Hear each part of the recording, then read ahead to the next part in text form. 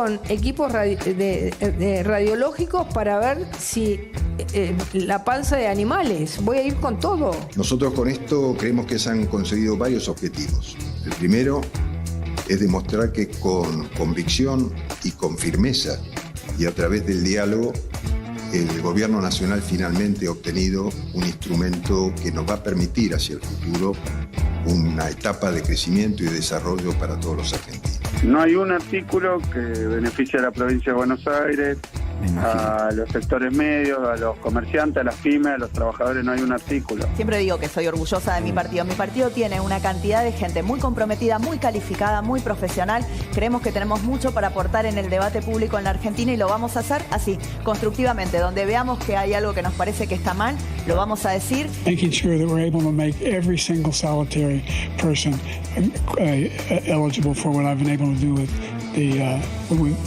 COVID, with dealing with everything we have to do with, look. Las esperanzas están intactas. Las esperanzas están intactas, sí. Ojalá que tengan. ¿Quién declaró ayer en sede judicial? ¿Usted, María? ¿Mariano? Sí, Mariano y... ¿cómo es el otro? César.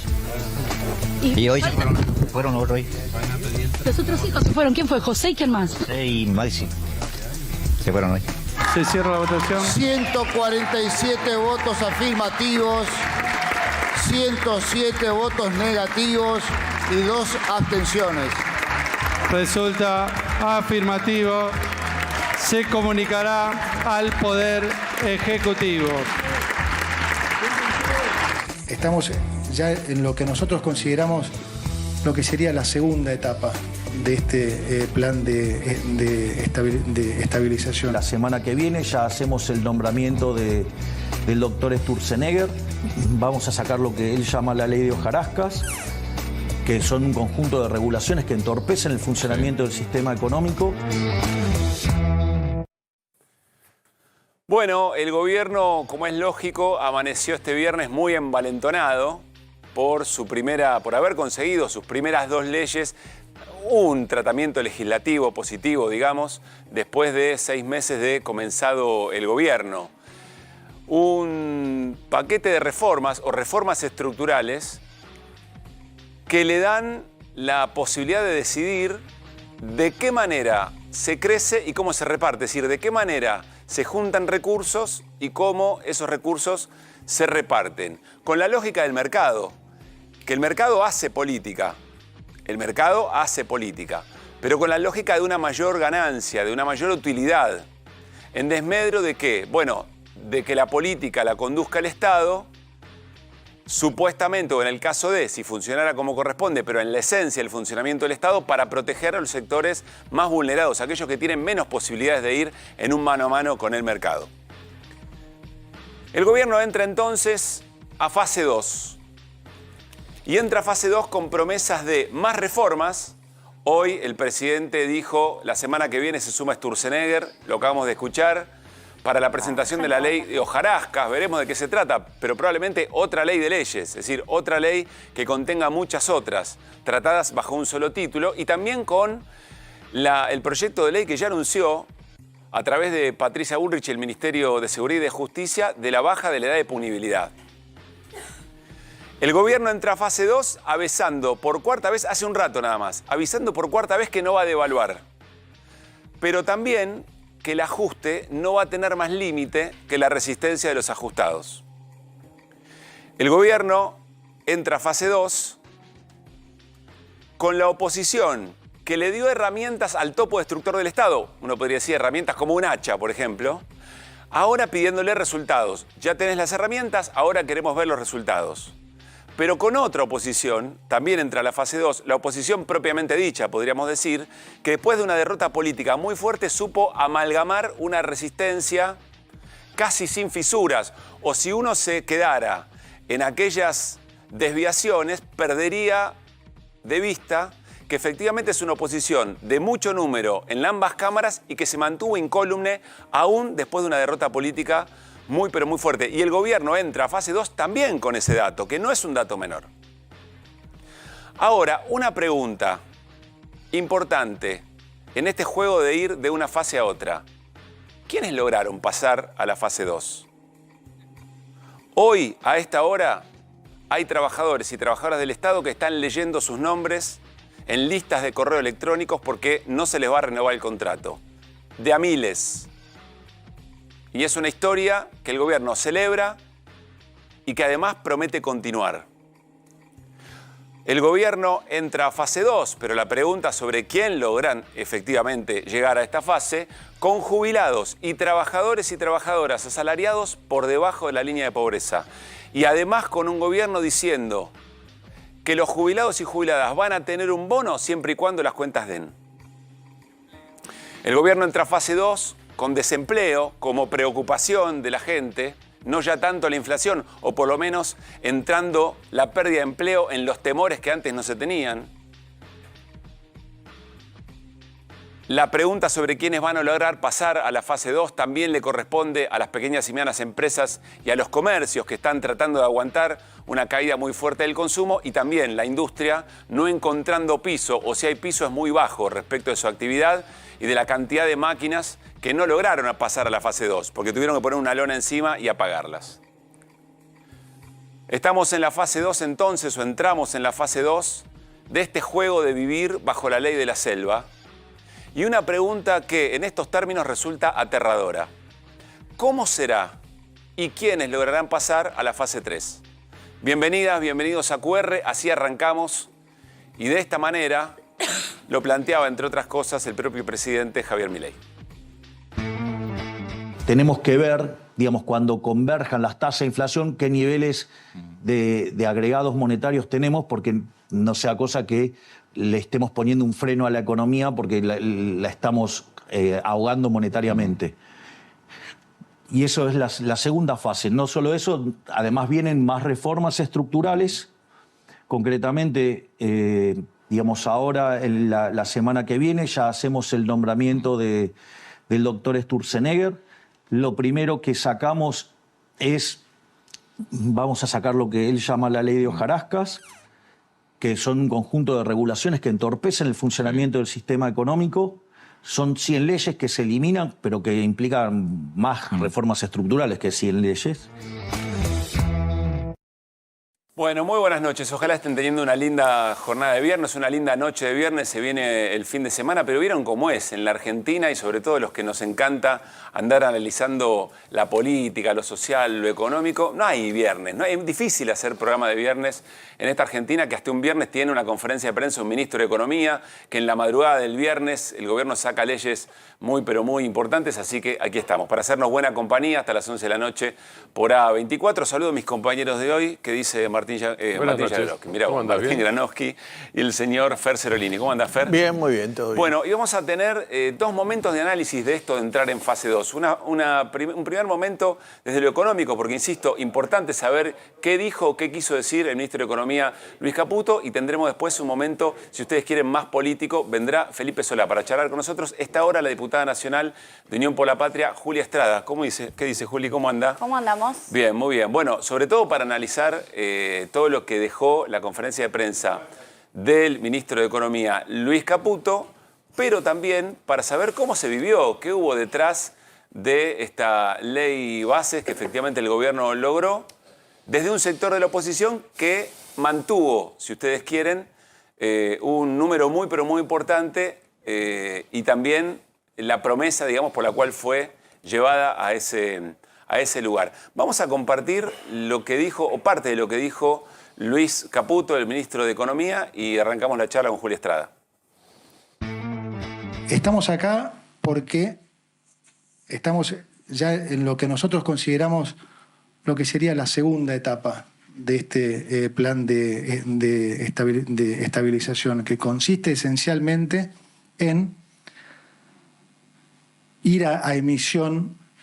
No voy a decir cero, después el presidente del Banco Central lo va a explicar bien, a cerrar la segunda canilla de emisión. En la primera etapa se cerró la canilla de la emisión de dinero por déficit fiscal, algo de lo cual se abusó enormemente durante el gobierno pasado, ¿no? Y que generó todo este desbalance y esta inflación que hemos visto y que estamos viendo.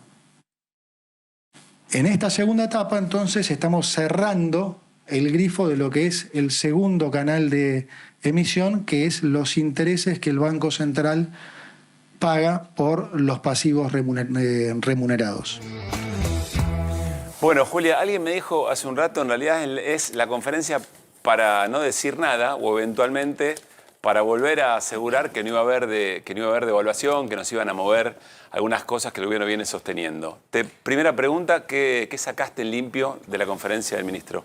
Anunció algo que ya están haciendo, efectivamente, y vamos a tratar de explicarlo porque sí, es muy complejo, muy técnico, y del otro lado, yo siempre digo, no tienen por qué saberlo porque tiene un nivel de tecnicismo elevado.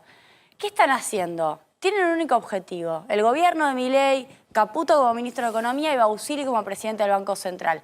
Ordenar la hoja de balance del Banco Central. ¿A costa de qué? A costa de lo que sea. Si no hay que pagar a camesa transferencias porque quiero tener superávit fiscal, porque quiero de esa manera recomprar títulos del Central y mejorar el balance, hacemos eso. ¿Y qué están anunciando recién o hoy? Que los pasivos remunerados del Banco Central, que es básicamente liquidez que tiene el banco contenida en su balance y que hace al pasivo, un banco, como cualquier empresa, tiene un activo y tiene un pasivo. Sí. Lo decía Bausili, yo quiero mejorar el balance del Banco Central, lo único que me importa, tengo que mejorar el activo y achicar el pasivo. Perfecto. Los pasivos remunerados están en el pasivo, entonces lo que van a hacer es dárselos al Tesoro. Hagamos de cuenta que vos sos el Tesoro de la Nación, o sea, Yo soy la caja de la Nación. Y yo soy el Banco Central, yo quiero que me quede lindo el balance y esta deuda que tengo te la paso a vos. Sí. ¿Y cuál es el chiste finalmente? ¿O cuál es el riesgo o dónde está la trampa? Los plazos fijos de la gente, los ahorros en pesos de la población, que rinden un interés, es decir, los bancos remuneran un interés por esos ahorros, en general los bancos calzaban esos ahorros de la gente con colocárselos al Banco Central. En su momento LEVAC, después LELIC, después La PASE. plata de los depósitos de la gente se la dan al Banco Central. Eso no puede estar ahí en el aire sin hacer nada. La Tiene que garantía generar un en última rendimiento. instancia, en ese caso siendo el Banco Central, es la liquidez del Banco Central. Se hace cargo, si llegas a tener algún problema, alguna corrida, lo que fuere, el Banco Central se hace cargo de pagar esos plazos fijos finalmente. Hasta acá voy ¿bien? entendiendo. ¿Cómo se resuelve de una manera genuina la bola de pases? Porque vos me dirás con justicia, bueno, Julia, ¿y qué van a hacer ustedes?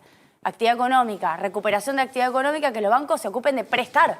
Porque los bancos tienen que prestar. O sea, que haya más demanda de crédito en un país que tiene crecimiento económico. ¿Y cuál es el atajo?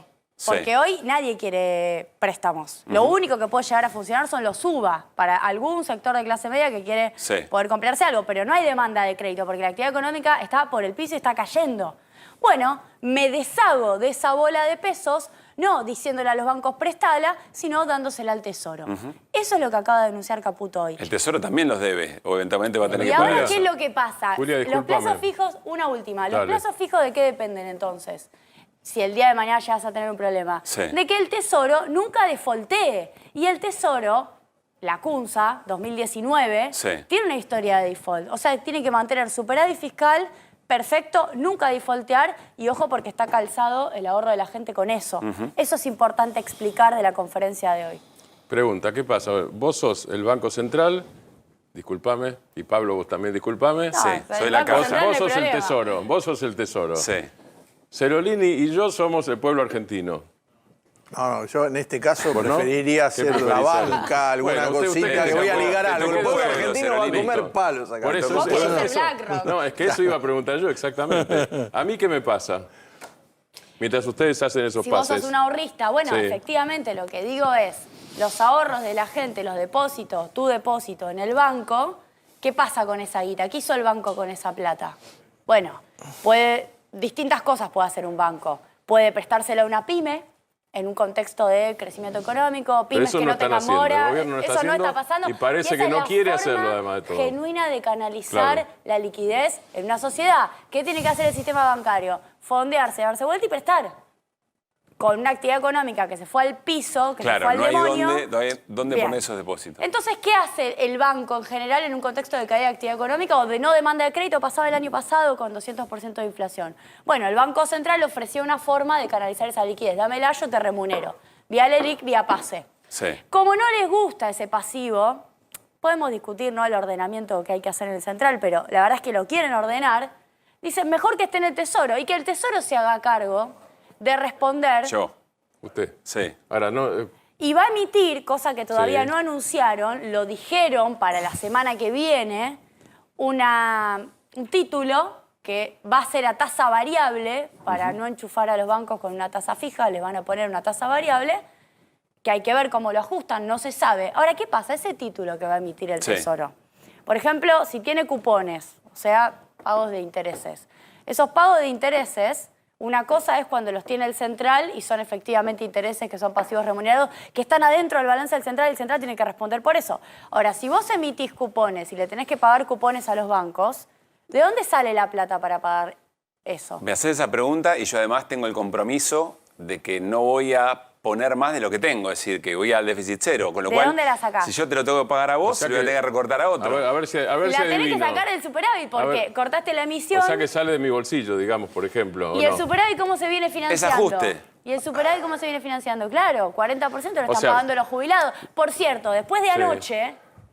anoche, de la vergüenza que fue la votación que vi anoche con todos los dialoguistas, que la verdad que es de buena leche decir los dialoguistas, votando, entre otras cosas, eliminación del impuesto a los ricos, se pierde 0,6 puntos del PBI de acá al 2027 que podrían ir a Ingresos. alimentar ese superávit. Sí. O sea que encima vas a tener que ir a buscar plata si vos sos el Tesoro. Tengo, ¿no, Pablo? tengo menos plata para poder cumplir con todo eso. Vas a seguir por eso ajustando por eso hoy jubilaciones. Milei decía a la jubilación, habrá bonos si tenemos, si es que hay tenemos algo plata, para dar. dijo, exactamente. Gran ejemplo que acabas de poner, hoy Milei puso sí. en duda el pago de los bonos. Para los que no saben, las jubilaciones están, la mínima en 200 lucas, un bono está en 70.000. Caputo lo congeló, a los 70.000 pesos lo congeló, y hoy Milei puso en duda pagarlo. Nosotros votamos con media sanción en la Cámara de Diputados la consolidación de ese paquete, que la jubilación mínima tenga adentro sí o sí el bono, y además que se mueva con un índice de canasta, sabiendo que Caputo quiere meter la mano en los bonos de los jubilados. A ver, Julia, sé que Fer tiene... No, pero a ver, Dale. yo creo, yo entiendo lo que quieren hacer estos muchachos, algunos te Yo diría... entendí el chiste, quiero decir que a mí Yo me parece- entendí el acabo de chiste, entender el pero chiste. a ver, yo creo que están discutiendo una cosa que están en un tema, es como si estuvieras en una guerra y te dijera, mirá, no, nos vamos a entrenar del otro lado, ahora vamos, los que están practicando para tirar tiros van a hacer... Es una pavada lo que están diciendo. Pues, a ver, yo en el 2001, cuando cayeron los bancos, la gente perdió sus ahorros, parte de sus ahorros. Y yo no sé si qué pasaba ahí con el Banco Central. Esto es toda una cuestión teórica para el dibujo mental que tiene en la cabeza Milei. Yo creo que están discutiendo la nada misma. Porque si vos te pasás la deuda de un billete, de un bolsillo al otro, la deuda sigue siendo la misma, debe la misma plata. Peor. Lo que sí creo... A ver, ¿por qué es peor? Pero no, yo creo que al ponerlo en el Tesoro lo que están logrando es esto. Es decir, que dentro de la economía diaria va a estar pesando la deuda. Eso es lo que están haciendo. Es decir, bueno, chicos, ahora no podemos gastar porque se debe esto. Bueno, Al tenerlo en el central, por eso, pero no es como diciendo el central sí estaba como reaseguro porque en el 2001 existía el central y tampoco te la Estás dieron. confundiendo pesos con dólares. Una cosa es pesos. Sí. Nunca tuvo ningún default en pesos el Banco Central. Lo que pasó en el 2001 es que te quedaste sin dólares. Estamos discutiendo. Bueno, deuda la en CUNSA pesos, reperfiló, estamos pero bueno, era el discutiendo Tesoro. plazos Está bien, fijos en pesos. está bien. El problema de la economía, y te tomo porque está bien tu punto en relación al 2001, no es ese. Caputo hace una conferencia de prensa y no se hace cargo en toda la conferencia de prensa de cuál es el verdadero problema que tiene. Lo tiene al Fondo Monetario Internacional, que le dice, hermano, vas a tener que devaluar. ¿Por qué? Porque tenés una economía bimonetaria, finalmente, Sin los que se dólares. alimenta de dólares. Con los dólares durmiendo en los hilos bolsa. Acumulaste dólares, es verdad, tenés reservas netas positivas en 600, apenas 600 millones de dólares. Le neteás el pago de bopreales que tenés que hacer y te quedan abajo, pero debes 7.000 millones de dólares de deuda comercial y no te están liquidando en el Claro, agro. Al no te- contrario, ahora estás vendiendo. Ese es el problema que tiene Caputo. La conferencia de prensa es porque tiene ese problema y necesita dar confianza, seguridad, certidumbre, A ver. todas las palabras, todos los sinónimos que usó hoy. Ese es el objetivo de Caputo hoy. Estamos haciéndonos la idea de qué significa entrar en la fase 2. Enseguida se suma a la mesa Felipe Solá para ver qué mirada política tiene de hacia dónde vamos a ingresar o hacia dónde va, en qué momento entra el gobierno de Javier Milei. Pero te quiero preguntar, Julia, en función de todo esto que nos estás diciendo, ¿cómo te imaginás la fase 2 en términos estrictamente económicos? Con muchos problemas, entramos a ver, entramos a una etapa en donde Le quisieron dar gobernabilidad sencillamente y le dieron una herramienta que transforma estructuralmente la economía argentina. No le dieron solo gobernabilidad. Los diputados o sea, posibilidad de reformas estructurales. Le dieron la posibilidad con el régimen de grandes inversiones de cambiar la matriz productiva de la Argentina para atrás, no para mejor, para atrás. Y además con la posibilidad de que los dólares que se generen no vengan a la Argentina, sino que se queden afuera. Cosa que vamos a resistir y vamos a tratar de que no ocurra, porque también depende de la adhesión de los gobernadores y depende de una serie de cosas que tienen que pasar. Todavía eso no se concretó, no se consumó. Y la otra que le dieron es la posibilidad de un blanqueo con esta reducción de bienes personales.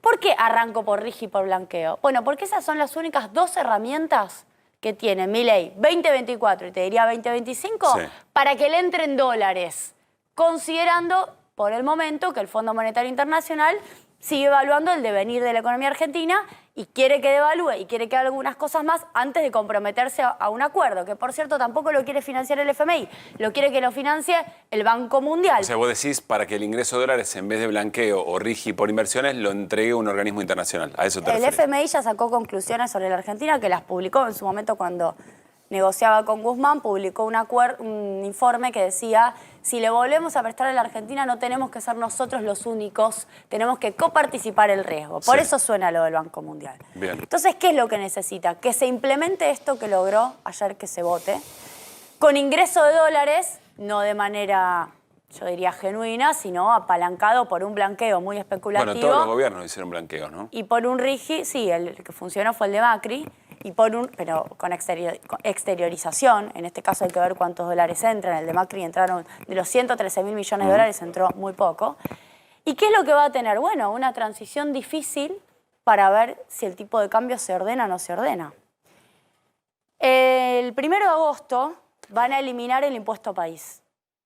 Atención lo que pueda pasar el 1 de agosto. El impuesto país técnicamente no lo eliminan, lo bajan del 17,5 al 7,5. ¿Por qué? 10 puntos. ¿Por qué? Bueno, Atención. porque tiene la oportunidad de hacer una devaluación, de una suba del tipo de cambio el 1 de agosto, que signifique compensar esa distancia. Esa es la discusión finita del gobierno. ¿Cuándo hago esa devaluación? Porque si la hago, y Caputo lo reconoció hoy, tengo aumento de precios. Y esto, perdón, para mi quintita de la economía. Milei se cansa de decir que la economía se maneja con la emisión monetaria como la principal causa de la inflación, es decir, que la inflación es una causa monetaria en todo tiempo y en todo lugar. Y hoy su ministro de Economía acaba de decir que la suba del dólar significa aumento de precios. Chequeen un poco cuál es el marco teórico. ¿Cómo resuelvan eso? Discútanlo. Marco teórico es el aumento del dólar. Milei está repitiendo consignas que no son. Lo que pasa es que le entraron en la cabeza a los argentinos. Pero, a los argentinos se les metió en la cabeza que esa es la razón del aumento de precios. Lo último así... una pequeña... digamos, el tema también acá son los bancos, porque los que estaban recibiendo del Banco Central, como diciendo, bueno, yo me cubro con el Banco Central y ya no lo van a tener. Inicialmente hoy no está la gente en palomita tirándose a hacer plazos fijos. Cada vez la gente se va más de los plazos fijos. Lo que está ahí es la plata de los bancos. Los bancos... Hay muchos plazos fijos igual. Hay plazos fijos, que haya un componente de gente que asegura. Sí, bueno, o que pero está bien. Pero hay una masa de plazos fijos que son de la gente, que son de las empresas. Las empresas sí, no o lo tienen, bueno, y los fondos que hacen también. Hay más plata pero en términos de magnitud de empresas que de personas. Claro, que por eso cierto, sí. A las empresas las están rompiendo el capital, eso es van cierto. A levantar el cepo, que hoy no le puso fecha al levantamiento del cepo, tiene al mercado corriéndolo. No le puso fecha a la eliminación del blend, al dólar exportador, que el FMI dijo que se eliminaba en junio en el informe que publicó hace una semana. No le puso fecha a la eliminación de los controles cruzados entre mercado único y libre de cambios y contado con liquidación. No le puso fecha a nada de eso. No le puso fecha a nada y el mercado hoy fue horrible, además. ¿Por qué no puede levantar el cepo? Porque todos esos plazos fijos se dolarizan. Eso fue lo que le pasó a Macri. En eso Caputo está retomando el guante de esa experiencia durante el macrismo. No lo pueden hacer. La pregunta es, ¿lo van a aguantar? ¿Lo van a esperar? ¿O le van a presionar para que suba el dólar? Bueno, nos vamos a quedar con esa pregunta. Esto tiene un devenir político. Es decir, tiene que construir también el gobierno para estos desafíos que plantea Julia, tiene que construir un armado político en esta llamada segunda fase por parte del gobierno. Vamos a escuchar a Guillermo Franco, jefe de gabinete, que habló un poco de esto, le dio sentido a lo que pasó ayer en el Congreso y se suma a la charla Felipe Solá. En los próximos días, el presidente de la Nación va a promulgar la ley y con su equipo de gobierno van a salir todas las reglamentaciones que hacen falta para poner en funcionamiento este sistema. De aquí en adelante comienza una nueva etapa para nuestro gobierno y para Argentina en su conjunto, que estamos convencidos que va a ser un futuro venturoso. Muchas gracias al Congreso por habernos acompañado en este proyecto. Más allá de quién estuvo a favor, quién estuvo en contra, creo que hemos hecho un trabajo de debate, de diálogo para llegar a esta conclusión y tener los instrumentos que necesitamos para continuar nuestro gobierno. Felipe, muy buenas Hola. noches. Gracias por estar. Gracias por invitarme. ¿Qué tal? Antes de preguntarle a Felipe Solá qué entiende él que significa la fase 2 para el gobierno y la mirada política, otro elemento tiene que ver con un comunicado de los gobernadores de Juntos por el Cambio, que se conoció en la jornada de hoy. Había también hecho una comunicación el propio Mauricio Macri, el presidente del PRO, en este mismo sentido. A ver si podemos compartir ese comunicado. Me voy a acercar para leer esto. Dice, y me parece interesante compartirlo, los 10 gobernadores de Juntos por el Cambio trabajamos mucho junto a nuestros bloques para la sanción de la ley Bases. Creemos que es un instrumento útil para que pueda cumplir con el cambio que votaron la mayoría de los argentinos. Como el mismo gobierno nacional dijo, ahora tienen las herramientas para que comience una nueva etapa que debe ser de crecimiento, inversión y empleo. Hay una pregunta por el cómo.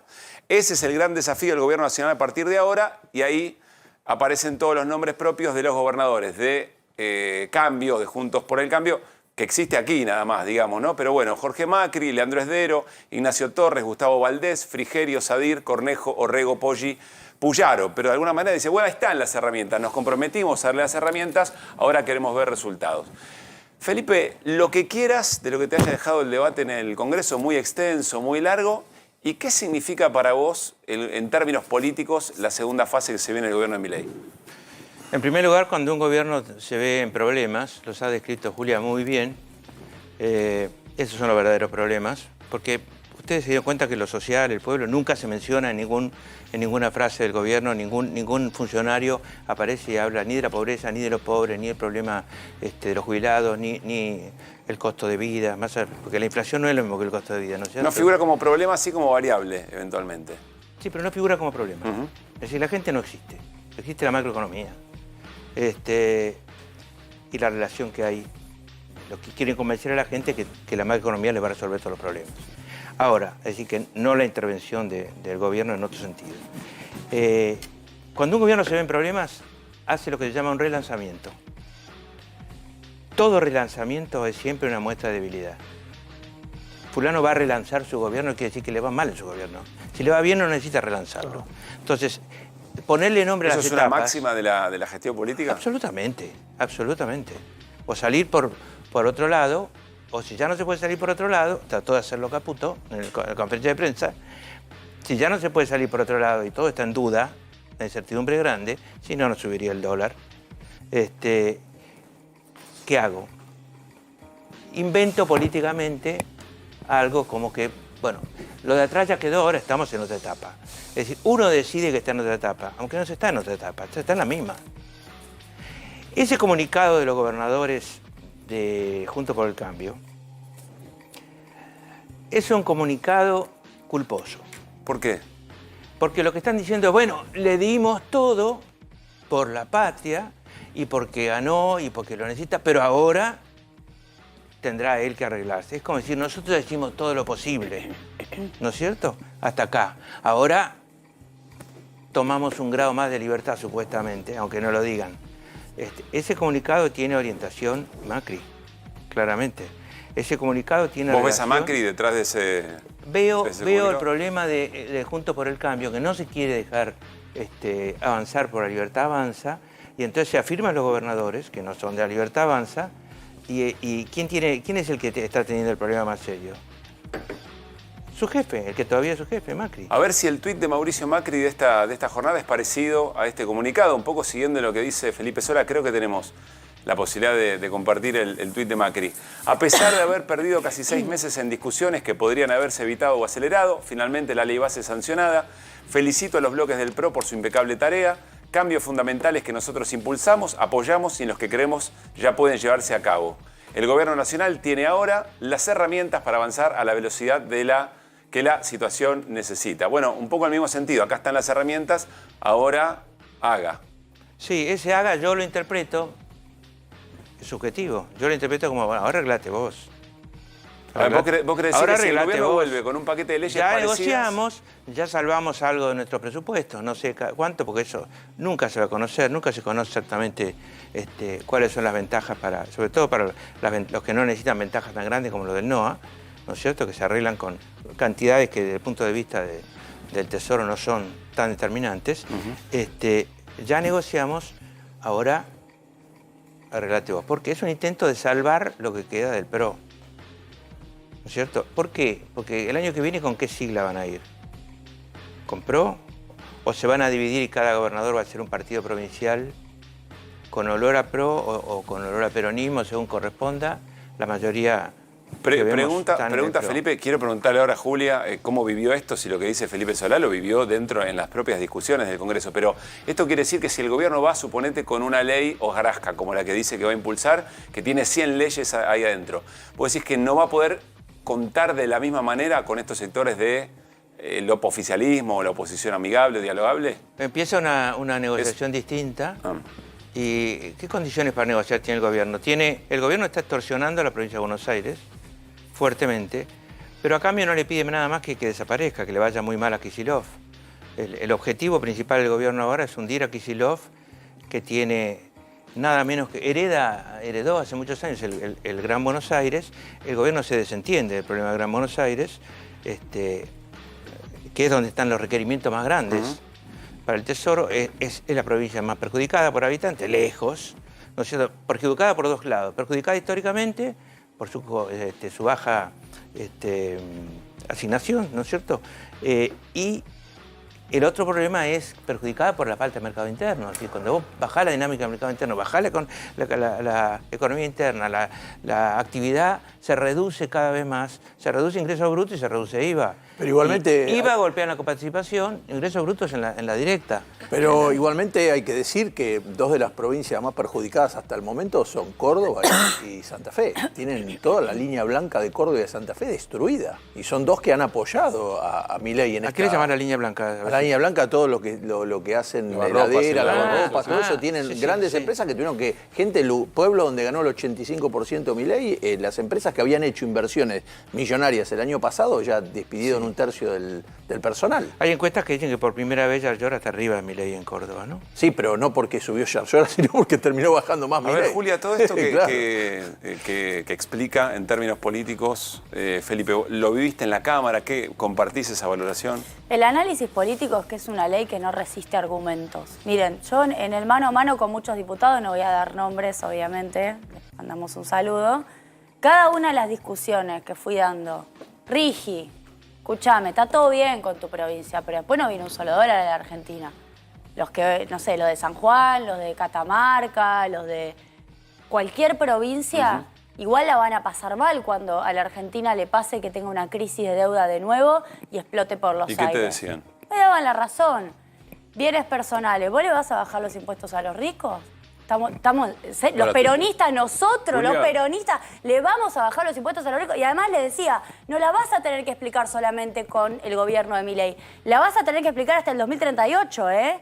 Y la van a tener que explicar ustedes, porque a mí me gusta el debate político. Me daban la razón. ¿Cuál es la respuesta? La provincia necesita recursos.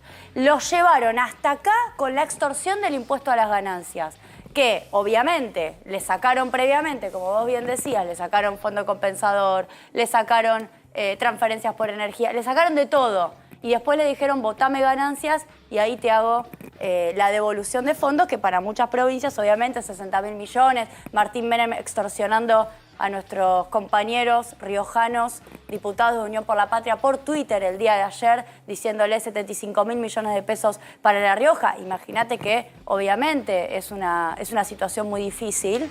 Bueno, látigo y chequera. Igualmente... Sacaron plata y luego extorsionaron para que voten la ley a favor. Por cómo quedó la ley, hay que decirlo, se habla siempre el vaso medio lleno o el vaso medio vacío. Bueno, para mí el vaso quedó en un tercio. De lo que querían, quedó muy poco. Son dos análisis. No, porque si no parece que es un triunfo terrible. Y para mí es horrible el resultado que tienen. Es horrible. ¿El gobierno? Sí, el gobierno. A hoy. Lo que quedó de enero a no hoy, quedó nada. Pasaron muchas cosas. Ellos querían vender 41 empresas. Pero, perdóname. Vendieron ¿Cómo no quedó 6. nada? Si No estamos quedó diciendo- nada. No, por pero eso, si te está en un gusta saber que yo. se A mí vende me la gusta patria discutir. completa, Yo, pero- para no le quedó nada. No le quedó nada. De lo que quieren poner, no lo. A ver, no- Julia. Déjame. Yo creo que son dos análisis distintos. Las reformas de giro de 360 grados que quiere hacer, 180 grados, que quiere hacer la derecha en Argentina, desde el retorno a la democracia para acá, son muchas más que las que finalmente quedaron en la ley bases. Claro. Quisiera, Caputo, consolidación de deuda con el Fondo de Garantía de Sustentabilidad y sacarse de encima el FMI. Eso, era el- Quisiera autorización es dos para veces que el la Banco deuda Central. no pase por el Congreso. Sí. Era YPF. Quisiera vender YPF, Aerolíneas Argentina, Bueno, no Correo. pudieron. Quisiera eliminar la moratoria previsional No y no pudieron. tener que gastar. No pudieron gracias a que hubo 99 diputados que votamos en contra en enero, que votamos en contra en abril, porque Pichetto y todos los que ahora votaron a favor de la venta de Aerolíneas Argentinas, por las dudas, aclaro, y que volvimos a votar ayer en contra. Ahora, se ocuparon de generar los acuerdos necesarios para defender el corazón del cambio de modelo productivo de la Argentina, que es el RIGI. Nosotros le fuimos pelando todo lo que pudimos y ellos se ocuparon de defender el RIGI, al punto tal que la famosa doctrina Pichetto, que es la no insistencia sobre la ley base por parte de la Cámara de Diputados, pero sí la insistencia sobre el paquete fiscal, es porque quieren blindar el RIGI en términos judiciales, porque saben que ganancias va a tener judicialización, porque el artículo 81 de la Constitución Nacional tiene una interpretación confusa, para el Senado es una cosa, para nosotros es otra, y en cambio, como la ley base no la tocan, el RIGI queda más blindado desde la litigiosidad. A ver, Felipe, ¿qué opinas de esta discusión? O de la valoración de lo que quedó y lo que no quedó. A mí me parece que si estamos... a mí me parece que hay una cosa clara. Acá hay una lesión al futuro de los argentinos, sobre todo de los argentinos, de los salariados, de los no salariados, de los formales, de los informales, de los jubilados. Hay una lesión, ¿no es cierto? Hay una lesión además a la capacidad de inversión argentina que va a correr en contra de las empresas que entran al RIGI. El RIGI es un mecanismo de entrega muy superior a la ley minera de Caballo de hace 20 y pico de años. Casi 30 años, ¿no? 30 años. ¿El RIGI cómo salió? ¿El RIGI cómo salió? Sí. En lugar de entregarte la minería, te entrego todo. Te entrego todos los puntos que están, todas las actividades que figuran en el RIGI, ¿no es cierto? El RIGI es una entrega, sobre todo, digamos, hay toda clase de facilidades, pero la facilidad cambiaria es el punto de entrega más grande que yo he visto, ¿no es cierto?, en los últimos años. Endeudarte y después hacer el RIGI. Primero la capacidad de endeudarte del macrismo y después el RIGI. Es decir, dentro de muy poco tiempo, ¿cuántos años son, Julia? Ni siquiera puedo averiguar cuántas 3 años para libre disponibilidad. ¿Cuántas divisas liquidadas? O sea, 3 años. Quédate con 3 años para quedarte con tus dólares. Sí, el central no tiene nada que ver, la Argentina no tiene nada que ver, la reserva no tiene nada que ver. Vos hacés lo que querés. No, yo estoy de acuerdo que hay un montón de cosas que son horribles, pero entonces, es cierto que lo que pensaban, la monstruosidad que pensaban, es una monstruosidad con M minúscula, pero es una monstruosidad. Sí, eso no estamos de acuerdo, pero ¿no? Porque si no, no estaríamos enojados con lo que hicieron. Claro. No estaríamos enojados con los famosos dialoguistas, moderados, que en realidad siempre fueron lo mismo, que es, nos hacemos los malos para ser importantes, para ser el partido árbitro en diputados, nos hacemos los malos, que lo hacemos callar, los hacemos callar a Libertad Avanza, le decimos que no saben hablar, que no saben del reglamento, cosas que son ciertas, guapeamos, pero porque saben que en el fondo estamos nosotros para salvar las papas. Ahora, Felipe, eso es... ¿Para qué? Porque siempre van a hacerse siempre necesarios durante un tiempo. ¿Cuánto va a durar eso?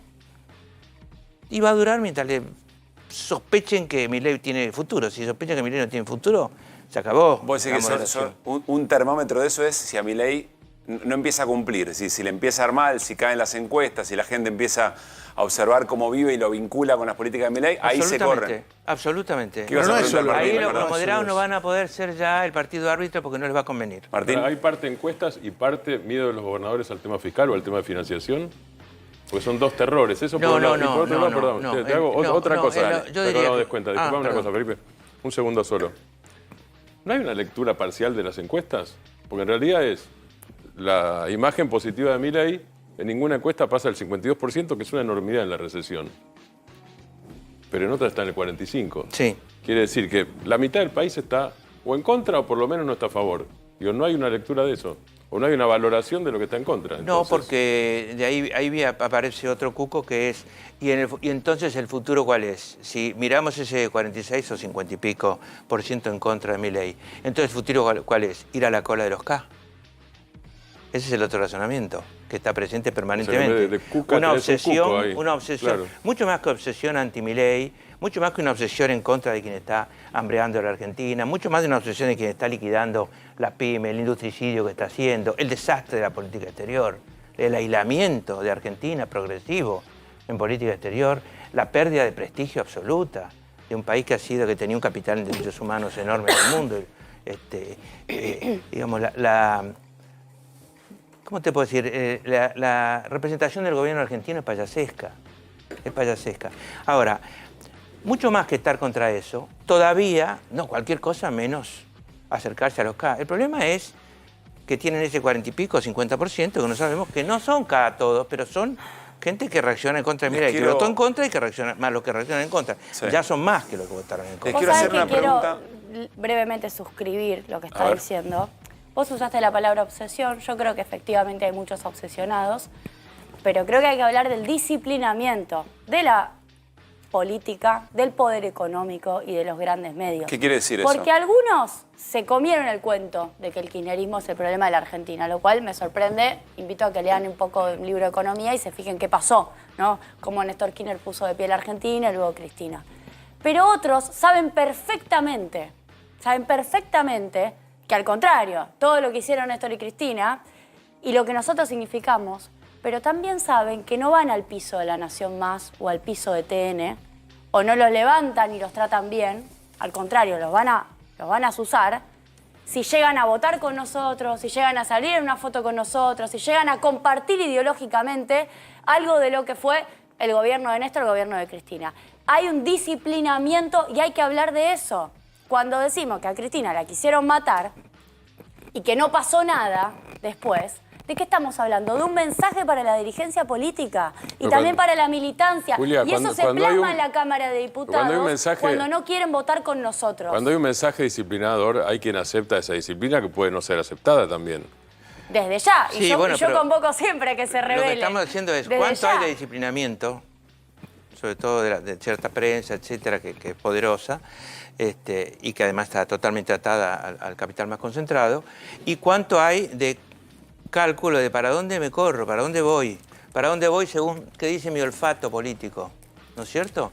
Entonces yo veo en los moderados, que han sido los que decidieron esta suerte, ¿no es cierto? Esto que se jugó, yo veo una alta dosis de especulación y un miedo a que el único aliado que me queda, si no soy aliado de la derecha en la Argentina y de lo que ellos creen llamar centro y que son formas moderadas de la derecha, es el peronismo.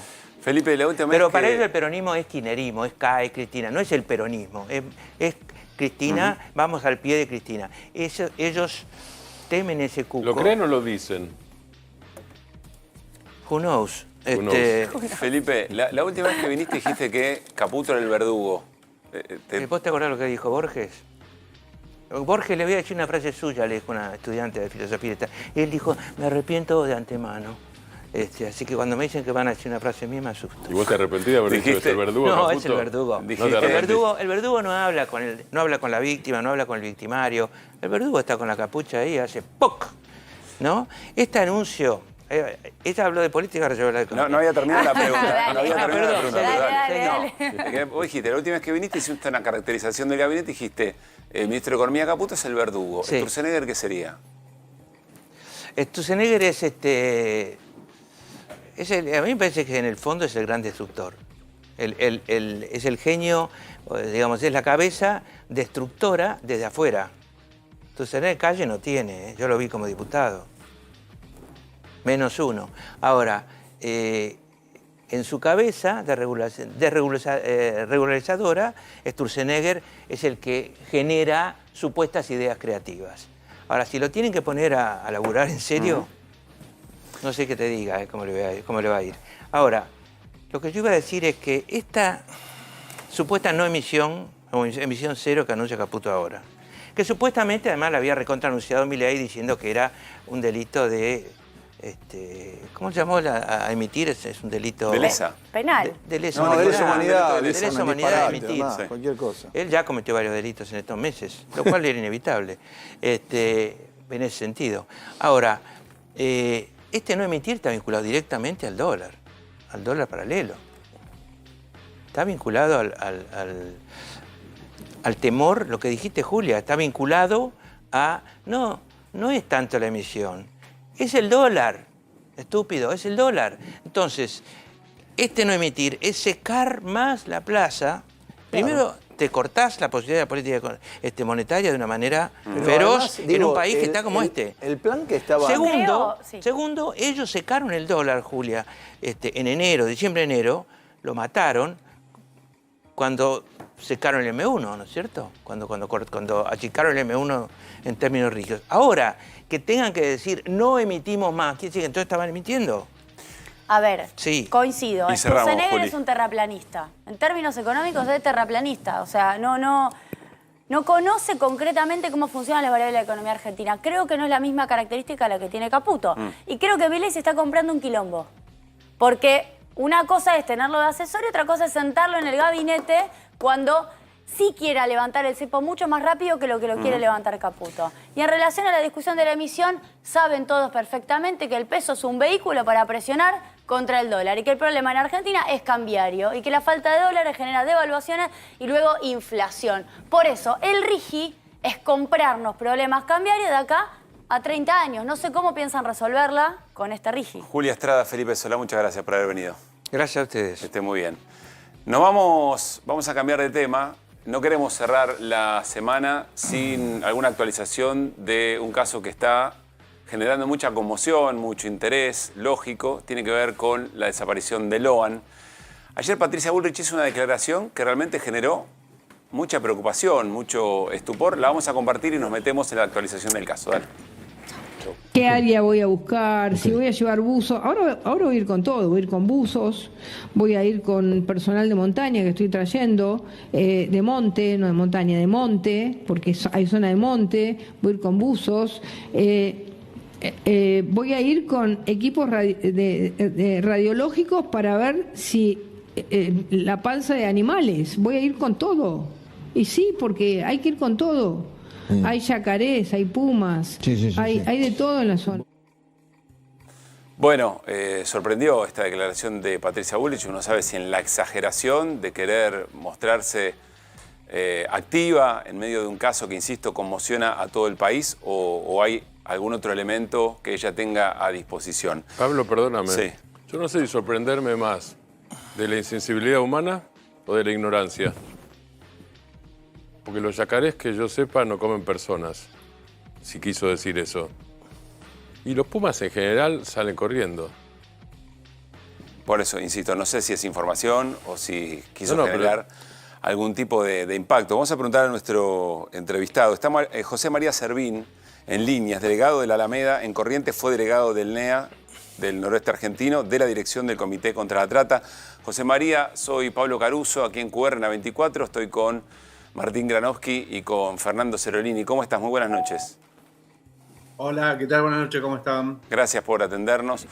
A ver, en principio, más allá de esto puntual, luego volvemos, quiero preguntarte cómo estás evaluando el devenir de la investigación alrededor de la desaparición de Loan. Bueno, a ver, después de varios días de que la causa esté de alguna forma manoseada por la justicia provincial de Corrientes, la toma el Foro Federal y hoy con la carátula que tiene, que es averiguación del delito, en definitiva lo que se está haciendo es arrancar de cero, ¿no? Sin dudas que genera más tranquilidad. Hace un par de horas también el Juzgado Federal de Goya emitió un comunicado apartando a la policía de la provincia de Corrientes que evidentemente puede estar de alguna forma contaminada, ya que tenemos a un funcionario de esa fuerza detenido, claro, lo cual genera un poco de tranquilidad, no solamente a las familias, a quienes, sino al pueblo en sí. Acá hay un pueblo muy angustiado por el secuestro, la pérdida de este niño. Así que bueno, la justicia federal comienza, digamos, a generar una investigación de varias hipótesis, desde la máxima, que nosotros habíamos planteado desde el principio, el secuestro con posible caso de trata, hasta la mínima, ¿no? Lo que se tuvo que hacer desde un principio. Bueno, ahora, después de prácticamente 14, 15 días, se está empezando de cero nuevamente con este. Pues sí, José María, se empieza de cero, da cierta tranquilidad, pero demasiado tiempo después, con pérdida de tiempo muy valioso. No, sin duda. Nosotros lo planteamos desde el primer momento con una presentación judicial, pidiendo que esto inmediatamente pase al fuero federal, porque se habían roto y no se habían efectuado los protocolos que requiere un caso como el de Logan, sin dudas. Lo que quiero decir es que hay tranquilidad, por lo menos, en el sentido de que sabemos que tenés una jueza federal, como la doctora Cristina Poser Penso, y un fiscal federal como Mariano de Guzmán, que son serios y que pueden llevar adelante una investigación con mucha más expertise que lo que se hizo en la provincia, ¿no? Claro. A ver, José María, quiero preguntarte, otra novedad de hace un rato nada más, podríamos decir todavía de último momento, es el traslado de la tía de Loan desde 9 de julio hacia Goya para declarar, entiendo, como testigo. Lo costaban nuestros cronistas hace un rato nada más, pero todavía no hay novedades sobre qué va a significar efectivamente eso, si van a quedar más personas detenidas o no. ¿Cuántos elementos concretos hay que vos conozcas, José María, a esta hora, que señalen concretamente que puede ser Loan víctima de una organización de trata? No, nosotros no podemos aseverar eso, pero sí, sin dudas que... A ver, yo cuando estuve haciendo una primera investigación el 9 de julio, sí, me pareció realmente muy, muy raro una primera búsqueda que hizo prácticamente todo el pueblo. Apenas Loan no lo encuentran, sí, todo el pueblo salió a buscarlo en esa región del campo, y buscándolo hasta altas horas con linternas, y no lo encontraron, ¿no? Y estos paisanos, esta gente que pasó, que fue a buscar a Loan al campo, conocen muy bien esa zona. Te encuentran, una tenaza en el medio del campo, digamos, ¿no? Para ser gráficos, digamos. Así que nosotros, por supuesto, ante esa situación, y siguiendo los protocolos, planteamos de que existe la posibilidad de que haya sido justamente... Lo que vos decís, la cantidad de gente buscando y lo que conocían el terreno, si hubiera sido un extravío, digamos, hubiera aparecido. O algún otro tipo de situación, de accidente, seguramente se hubiera encontrado. Esto es lo que estás diciendo. Exactamente, sin dudas, porque, como expresaban la gente que lo buscó, un niño de 5 años, ya como Logan, con conciencia, sabiendo su nombre, con ciertas características, de alguna forma se va a hacer notar de que está extraviado, que está perdido, va a gritar, iba a dar algún tipo de señal que acá evidentemente no sucedió. Bien. José María, ¿cuántas herramientas, cuántos instrumentos, cuántas políticas se han deteriorado teniendo en cuenta lo que significa el rescate de personas o eventualmente la prevención del delito de trata en este tiempo, y qué preocupación le genera eso? Bueno, a ver, yo junto con todo el comité, con Gustavo Vera, el director, y los delegados, hemos sido cesanteados, despedidos en marzo de este año, desmantelando absolutamente lo que es el Comité Ejecutivo de Lucha contra la Trata, que es el organismo que de alguna forma genera un plan bienal de lucha contra la trata, ¿no? Conjuntamente con distintos ministerios y más de 60, 50 organismos del Estado, y que tenía representación federal y que articulaba con distintos organismos en las provincias, con municipios, generando un montón de herramientas no solamente de persecución del delito, sino, bueno, coordinando con jueces, bueno, un trabajo realmente inmenso. Esto se desmanteló todo, además de las políticas públicas de asistencia, que eso es algo realmente muy preocupante. De hecho, el director Gustavo Vera hizo una presentación judicial, oportunamente, porque, bueno, no podés desmantelar una política pública y dejar a víctimas de trata absolutamente tiradas como lo venía haciendo la Argentina hace un tiempo, y que cuando nosotros ingresamos al comité y vimos esta situación, generamos políticas públicas de asistencia a las víctimas para poder generarle horizontes de vida. Esto te quiero preguntar en concreto, José María, porque uno podría decir, bueno, aún no habiendo sido desfinanciadas esas políticas, esos organismos, etcétera, etcétera, eso no quiere decir que el LOAN hoy estuviera con su familia, ni que no hubiera ocurrido nada de esto. Lo que entiendo es que todo eso en marcha, primero, genera mejor asistencia y eventualmente, uno piensa, genera mayor presión a quienes tienen que investigar como corresponde, a quienes tienen que hacer lo que se debe en situaciones como esta, ¿o me equivoco? Sí, eso quizás es lo que tenga que ver con la persecución del delito, pero acá no solamente tiene que ver con la persecución del delito, sino tiene que ver con el fortalecimiento institucional, porque estos son delitos muy complejos. Se trata de personas para luchar contra estos delitos realmente muy complejos. Tienen una capacidad económica muy grande para, evidentemente, captar a funcionarios del gobierno. Claro.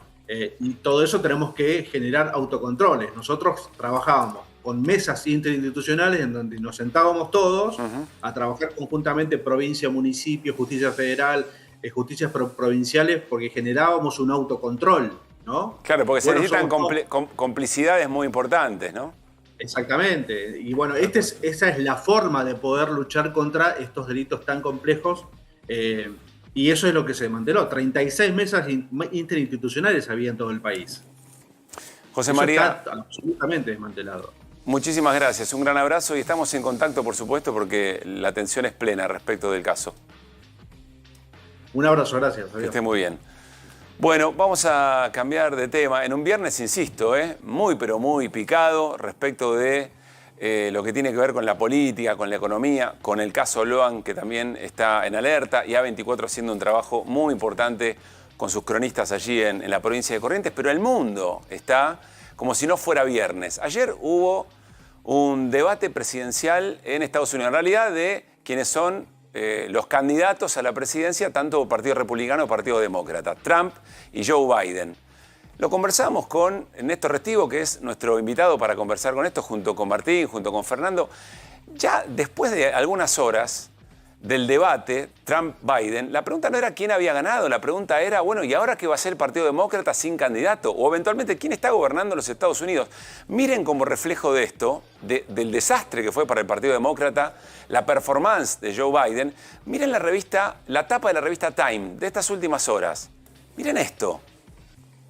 Saliendo de la tapa, saliendo de la escena, Joe Biden, el actual presidente de los Estados Unidos, y la palabra pánico. Muy, pero muy duro la portada de la revista Time con el presidente de los Estados Unidos. Otras crónicas decían el Partido Demócrata preocupado porque el presidente está toasted, dicen, está fuera de carrera. Al horno. Al horno, exactamente. Néstor Restivo, especialista en política internacional. ¿Cómo andás, Néstor? Bienvenido. ¿Qué tal, Pablo? Muchas gracias por la invitación. Bueno, nos sumamos, junto con Martín. No, te sumo algo, ya que estamos con los medios. Acaba de salir a las 8 de la noche de Argentina, 6 de la tarde de Estados Unidos, el editorial de The New York Times, un diario bastante simpatizante, digamos, de los demócratas, pidiéndole que se vaya, pidiéndole que se baje a Biden, ¿no? A Biden. Que se baje de la candidatura. Que se baje de la carrera, es el editorial principal del Times, que va a salir mañana, pero ya está online a las 8 de la noche de nuestra hora. Es reciente esto. Le pide que se corra, que se baje, porque no... El mejor servicio que le puede hacer al país es que se baje de la carrera presidencial. Bueno, vamos a ver uno de los peores momentos de Biden, su performance en el debate presidencial. Debates presidenciales que tienen historia. Siempre se habla de Nixon... Kennedy, ¿no? De lo que significó el debate, qué es lo que se pone en juego en el debate. Bueno, en este caso un debate que parece dejar sin candidato al Partido Demócrata, entre otras cosas por estos momentos que ayer tuvo Biden.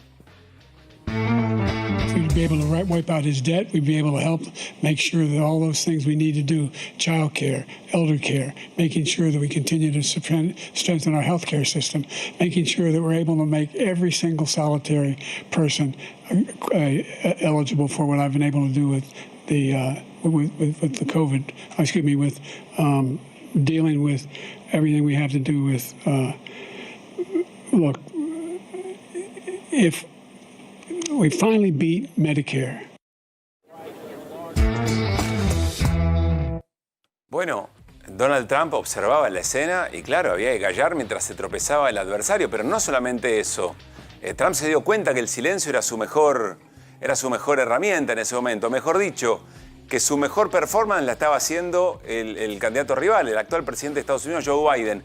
No solo eso, sino que en la jornada de hoy armó una suerte de resumen como parte de una pieza de divulgación de lo que había significado ese debate. Lo compartimos.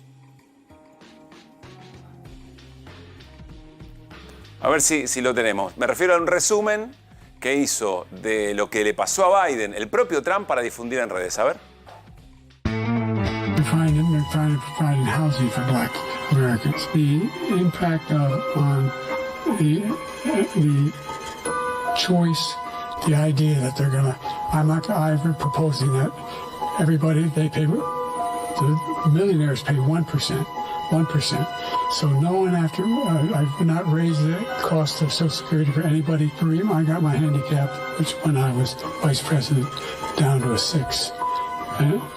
And wants to get away with, get rid of the ability of Medicare for us to be able to negotiate drug prices with the big pharma companies. What I'm going to do is fix the tax system. For example, we have 1,000 trillionaires in America. Billionaires in America. No one was hurt.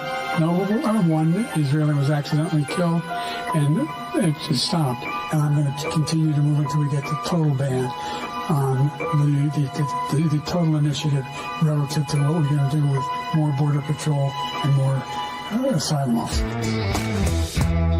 Bien, ese es el resumen que hace Trump y que divulga. Vieron con la música que efectivamente le pones y para hacerlo más dramático todavía ese momento. Más confuso, hoy habló ¿no? ¿Cómo? Más confuso. Claro, más confuso todavía. Sí, la música no es nuestra, es de Trump. No, es del propio Donald Trump y de su equipo de redes. Último material y abrimos la charla.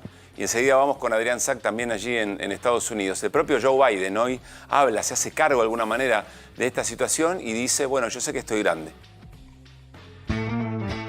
Let me close with this. I know I'm not a young man. State the obvious. Well, I know.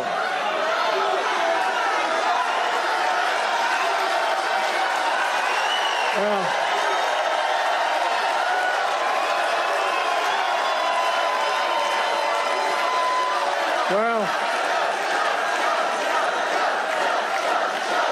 I don't.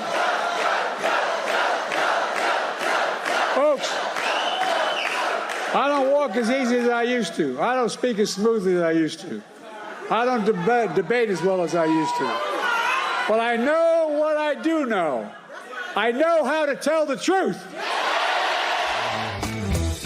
Bien, tratando un poco de recomponer la escena. La pregunta ya no es por qué pasó en el debate, Néstor. La pregunta es, bueno, ¿y ahora qué? ¿Cómo sigue el camino a las elecciones de Estados Unidos? Exactamente. Lo que reflejan los medios, lo que reflejan los analistas de Estados Unidos es que el debate ahora es qué van a hacer. Si van a confirmar la candidatura de Biden en agosto, cuando deba hacerse la convención demócrata, mediados de agosto, o si va a ser una convención abierta y ahí se verá, no hay un mecanismo institucional para decidirlo. Sí hay un mecanismo si Biden renunciara a la presidencia, asumiría la vicepresidenta Kamala Harris, pero no un candidato. Y ahí si eso sucediera, es decir, si él se corriera a la presidencia, cosa que por ahora no ha dicho que quiera hacer, bueno, hay algunos que asoman, gobernadores, representantes. ¿Pero pueden elegir a cualquier persona?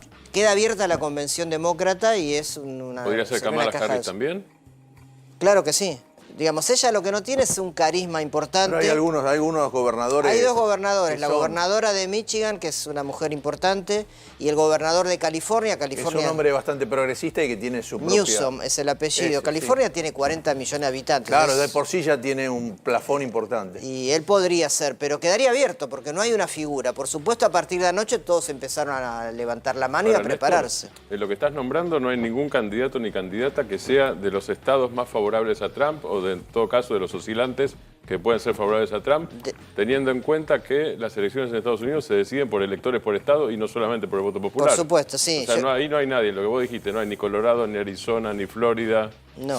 O sea, ahí no están presentando a nadie competitivo. California, digamos, el dato que di de la población no impacta necesariamente en la elección. Sí lo dije en el sentido que es un tipo muy popular, pero efectivamente en esos estados que definen, porque son los independientes, no asoman. Así que es una gran incógnita. Si ya de por sí Trump iba con un poquito de ventaja para ser posiblemente nuevamente presidente de los Estados Unidos, hoy por hoy tiene más ventaja todavía. Lo que pasa es que, a ver, yo estuve justamente la semana pasada con un argentino cordobés que es doctor en letras en Nueva York. Le decía, ¿pero cómo puede ser? Le digo, este hombre ya está mal desde que está por la mitad del mandato.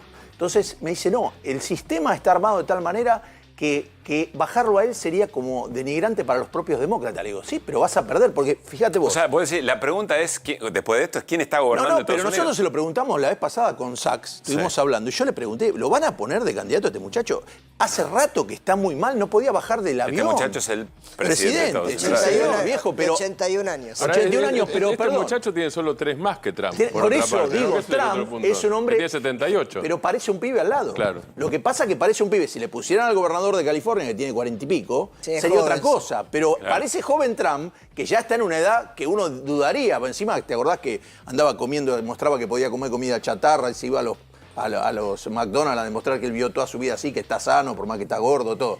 Pero parece al lado, parece un tipo joven. A ver, en tema de frontera, pero también el resto de las cosas para las cuales Estados Unidos suele considerar de seguridad nacional nuestra región, ¿qué diferencias se plantean? Bueno, de nuevo, ¿no? Trump, yo creo que al Partido Republicano no le interesa tanto, o sea, a todo Estados Unidos le interesa la región nuestra como patio trasero, eso fue siempre coincidente y es bipartidista, pero Trump, tan concentrado como estuvo en el primer gobierno y eventualmente en un segundo, en la condición económica interna, en proteger la economía y demás, me parece que cuando gobiernan ese tipo de administraciones, América Latina tiene más márgenes de autonomía que las que tiene cuando gobiernan los demócratas, que son más intervencionistas en términos militares, como decía Martín. Me parece que hay un margen... Salvo, Néstor, quizás, me parece. Salvo con la excepción de Venezuela, ¿no? Me parece. Bueno, Venezuela es un tema ahí hubo una presión más sí, dura con Trump que con Biden. El resto de América Latina, no. Pero con Venezuela sí. Sí, pero pienso en Brasil, en el mundo andino, así, hay como menos interés en generar, qué sé yo, este patrullaje permanente que ha hecho Estados Unidos en Argentina con Laura Richardson, la jefa del Comando Sur, y otros funcionarios que han venido. Me parece que con Trump no es que dejarían de ser, porque hay una mirada estratégica de Estados Unidos a largo plazo, por los recursos y demás, la disputa con China, pero me parece que con Trump baja la intensidad en términos de la política de Estado norteamericana, ¿no? Bien. Respecto a Europa, después te vamos a preguntar antes que te vayas, porque hay elecciones legislativas en Francia, ¿no? Sí, este domingo. Este fin de semana. ¿Y Europa? ¿En qué momento está Europa con los avances de la ultraderecha respecto de esta elección? Si es que hay algo por ver o si Europa tiene problemas. No, sí, hace ¿cuánto? Un mes hubo elecciones para el Parlamento Europeo, que da un termómetro continental, y ahí los dos sectores que ganaron es la derecha y la ultraderecha.